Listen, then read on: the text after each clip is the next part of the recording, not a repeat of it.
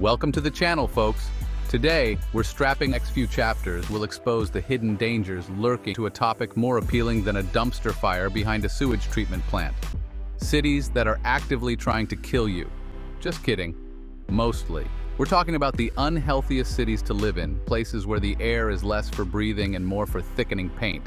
From Beijing to Los Angeles, we're ranking the top 5 cities where simply existing is an extreme sport, like parkour, but with emphysema. Over the next few chapters, we'll expose the hidden dangers lurking in plain sight, from smog so thick you could chew it to cloud seeding that makes you wonder what they're actually putting in those clouds. Spoiler alert, it's probably not rainbows and unicorn tears. So buckle up, grab your inhalers, and let's embark on this delightful journey through urban hellscapes. For fun and awareness. Mostly awareness. Hopefully.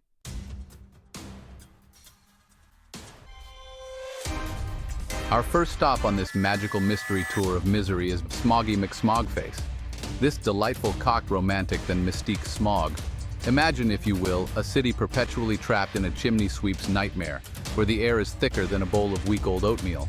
Now, we all enjoy a good hazy sunset, but in Beijing, the sun is basically on a permanent smoke break. The smog here is so legendary, it has its own nickname, Airpocalypse. And honestly, that's not even the most creative name they could have come up with.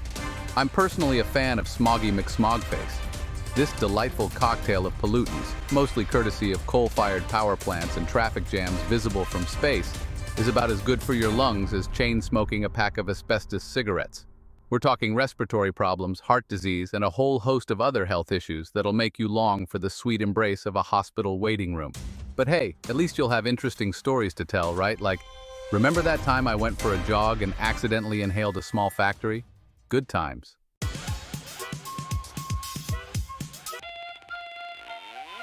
Now you might be thinking, Dwayne, surely the people of Beijing aren't just... It's like a dystopian fashion show sponsored by Big Air Pure. Be right, sort of.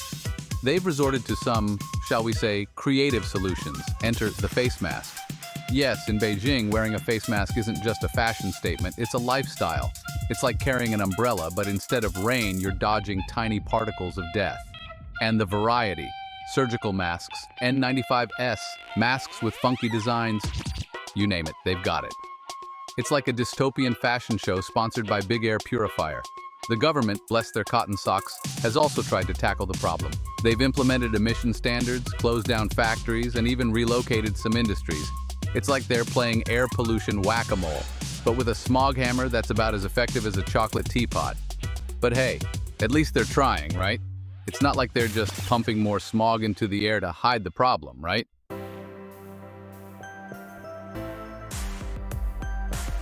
Okay, before you pack your bags and move to, well, literal, including stricter environmental regulations, in recent years, Beijing has actually seen some improvements in air quality. Yes, you heard that right. It seems even a city choked by smog can catch a break. Now, before you get too excited, we're not talking about pristine mountain air here. It's more like going from inhaling a tire fire to breathing in the exhaust pipe of a moderately used car. But hey, progress is progress, right? These improvements are thanks to a combination of factors, including stricter environmental regulations, the use of renewable energy sources, and maybe even a little bit of divine intervention. Okay, probably not that last one. So, is Beijing still a health hazard wrapped in a neon-lit package? Absolutely. But at least they're taking baby steps in the right direction. Now, if only they could do something about the traffic.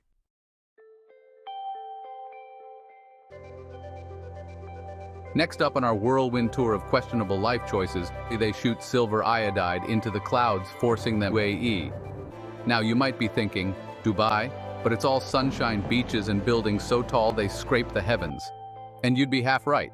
See, Dubai's got a dirty little secret, and it's falling from the sky. No, it's not raining money, though that would be on brand for Dubai. I'm talking about cloud seeding, a technological marvel that's about as ethically ambiguous as a politician with a Twitter account.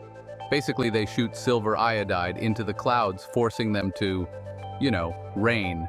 Now, on the surface, that sounds great. Who doesn't love a bit of rain, especially in the middle of a desert?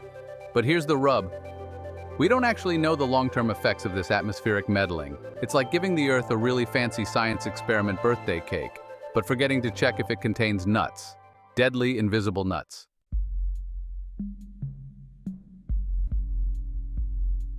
Proponents of cloud seeding argue that it's a necessary known long-term effects we mentioned.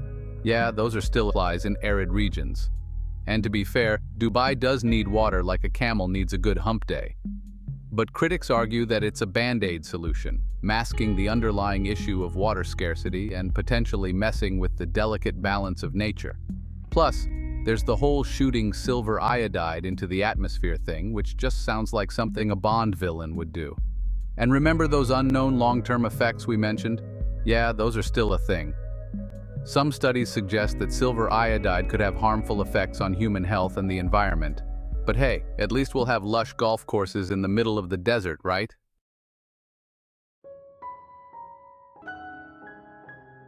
So, is cloud seeding a necessary evil or a rest water?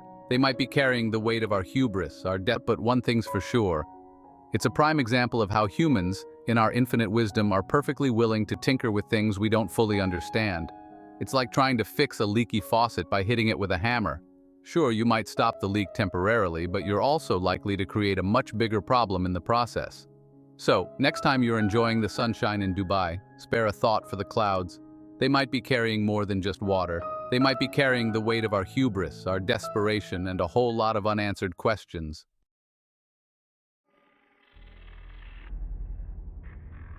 All right, folks, strap in because we're heading to New Delhi, India. Particulate matter that would make a coal miner say, "Whoa, there's vehicle exhaust, and even good old-fashioned dust." I mean, it looks like someone left a giant pot of lentil soup simmering on low heat for about a decade. Now, Delhi's got a lot going for it. Rich history, vibrant culture, delicious food that'll make your taste buds sing. But unfortunately, it's also got air pollution that'll make your lungs do a pretty convincing impression of a sputtering old jalopy. We're talking levels of particulate matter that would make a coal miner say, "Whoa there, buddy, that's a bit much even for me." And it's not just the visuals, though. Let's be honest, those are pretty harrowing on their own. This is some seriously nasty stuff we're talking about. We're talking respiratory illnesses, heart problems, even an increased risk of certain cancers. It's like the air itself is staging a hostile takeover of your body. So what's turning this bustling metropolis into a real-life smog monster movie? Well, buckle up, because it's a delightful cocktail of industrial emissions, vehicle exhaust, and even good old-fashioned dust. Let's start with the industry side of things. Delhi's got a lot of factories, and while they're great for the economy, they're not so great for the air. These factories often lack robust environmental regulations. Think of it like a buffet where the "take all the pollution you want" sign is permanently stuck on. Oh, just a delightful assortment of fine particulate matter, sulfur dioxide, nitrogen oxides. Now you might be thinking, Dwayne, surely the government's doing something about this, right? And the answer is, well, kind of. But it's a bit like trying to put out a dumpster fire with a squirt gun.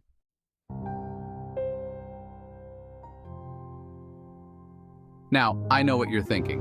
Dwayne, this is supposed to be out there. Investing in renewable energy, and you're right. But here's the thing. This isn't just about some abstract concept of the environment. This is about people's lives. We're talking about kids growing up with respiratory problems, elderly folks struggling to breathe, people's lives being cut short because of the air they're forced to breathe. It's a public health crisis of epic proportions, and it's one that we can't afford to ignore. The good news is, there are solutions out there. Investing in renewable energy, implementing stricter pollution controls, and promoting sustainable transportation options are just a few steps in the right direction. But it's going to take a collective effort from governments, businesses, and individuals to turn this ship around. Because at the end of the day, we all deserve to breathe clean air. It's not a luxury, it's a basic human right. And it's time we start treating it that way. And at number 4, we have the City of Angels, a place where dreams go to get a tan and a lungful of smog. Los Angeles, we love your beaches, but we've got to talk about your air. It's like breathing in a car exhaust smoothie, that gritty film on your teeth after just 5 minutes outside. Yeah, that's not glamour. Now, Louisiana. You've made some efforts, electric cars, bike lanes, but breathing in LA often feels like sucking on the tailpipe of a congested freeway.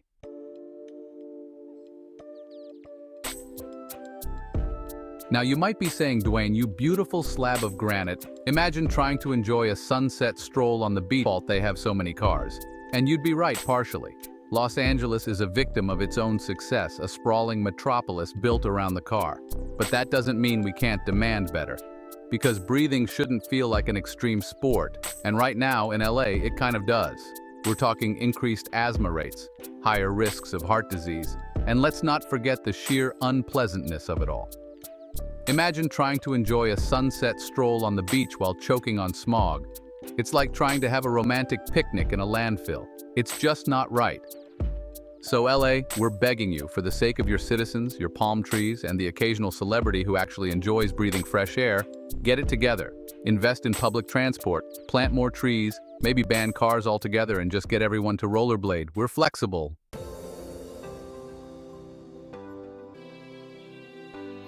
Okay, before we move on, I need to take a deep breath they're made of, and also occasionally crushed beneath the weight of with cotton candy and regret.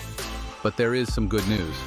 Los Angeles has actually made some progress in recent years. Air quality has improved, albeit slightly, and there are ambitious plans for the future.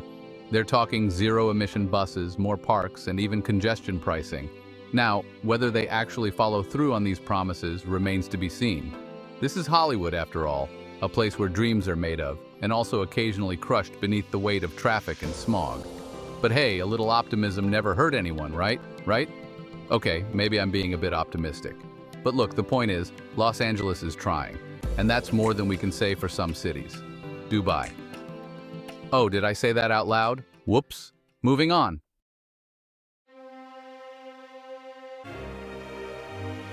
And now, for our number 5 pick, we travel to a city with a unique geographical challenge to contend with. It's nestled where smog mixes with history, culture, and the lingering scent of churros. That's right, we're talking about Mexico City. Now, Mexico City has a lot going for it. It's vibrant, it's historic, it's got enough museums to satisfy even the most ardent culture vulture. But unfortunately, it's also got some of the worst air quality in the Western Hemisphere. And this time, it's not just cars and factories to blame. Oh no, Mexico City has a unique geographical challenge to contend with. It's nestled in a valley, surrounded by mountains. It's like nature decided to build a smog trap and then plunked a bustling metropolis right in the middle of it. This means that all the pollution from cars, factories, and even volcanic activity gets trapped in the valley, creating a delightful cocktail of lung-irritating goodness. It's enough to make you want to wear a gas mask and carry an oxygen tank, which, by the way, some residents actually do.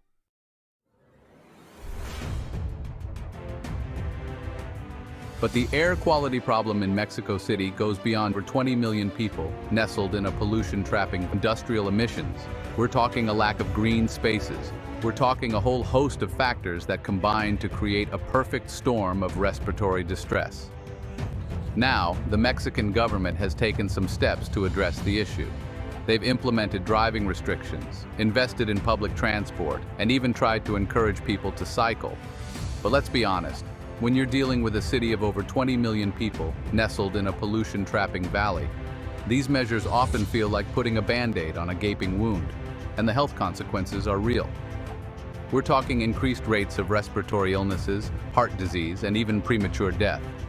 It's enough to make you want to stay indoors and never leave the house, except, of course, the air quality inside isn't always that great either.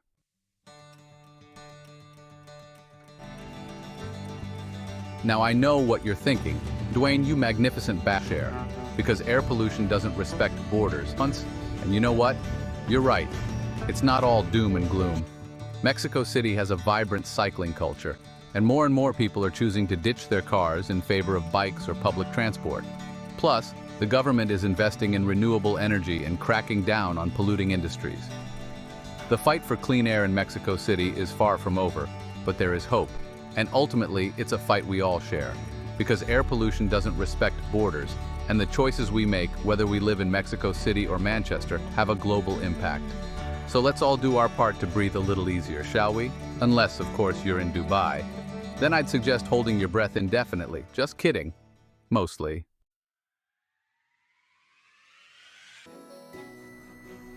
Well, folks, there you have it. The top 5 unhealthiest city, maybe, just maybe, give this video of weather manipulation. It's been a real roller coaster of emotions, hasn't it? From the smog-choked streets of Beijing to the artificially cooled, potentially hazardous air of Dubai, we've seen it all. But hey, at least we're all more aware now, right? Knowledge is power, as they say, even when it comes to knowing which cities might make you hack up a lung. So the next time you're planning a trip or considering a career change that involves moving to a new city, maybe, just maybe, give this video a quick rewatch. Thanks for watching. If you found this video informative, don't forget to like, share, and subscribe for more content like this. Stay safe and make informed decisions about where you live. See you in the next video.